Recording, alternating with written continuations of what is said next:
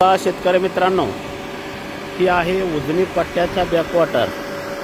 आज तुम्ही भावांनो विचार करा, अशा मोठ्या मोठ्या मोटरी टाकून त्याला सायपण लावून डबल मोटरी करून अशा मोटरी उचलून जर कोट्यवधी लिटरचा पाण्याचा नाश जर आपला शेतकरी बांधव करत असेल तर हे फार मोठं चुकीचं काम आहे भावांनो। आज तुम्हीच आता विचार करा, ह्या जर पाण्याचा विनियोग जर व्यवस्थित केला, आज तुम्ही विचार करा पाण्याचा दुरुपयोग किती होतोय, ह्याच्या माध्यमातून लाईट किती जळते, शेतीचं नुकसान किती होतं आहे। त्याच्यामुळं नेहमी नाना तंत्रज्ञान काय सांगत असते की बाबा हो, थेंब थेंब पाणी ऊसाच्या डायरेक्ट मुळीला द्या, मोकळे पाणी रानात सोडू नका।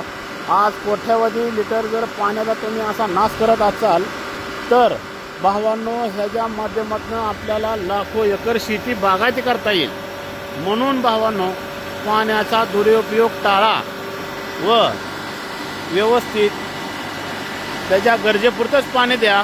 अशा मोठ्या मोठ्या मोटरी टाकून त्याला नदीतनं सायपानं टाकून पाणी उचलून इतका खर्च अनाठाया करण्यापेक्षा फक्त लक्ष देऊन शेती करा, भविष्यात बेकार दिवस येणार आहेत। आज तुम्ही विचार करा, ह्या मोटरी लाईट किती वळत असलेल्या, लाईटचे टंचाई कशी आहे।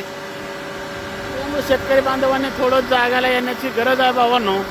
किती मोठं पाण्याचं स्रोत आहे बघा, किती पाणी असतं, तर एवढं पाणी आपल्या शेतकरी बांधवांनी रात्रंदिवस उपसून साऱ्या रानाने सोडून देऊन शेतीचं वाटोळ केलं आहे आणि स्वतःचं बी नुकसान करून घेतलं आहे। म्हणून भावांनो, पाण्याचा दुरुपयोग टाळा, पाणी थोडं थोडं द्या आणि लाखो एकर शेती कशी बागायत होईल ह्याच्यावर आपल्या तरुण पिढीनं लक्ष देण्याची गरज आहे। जय बाळूमामा, जय श्रीराम।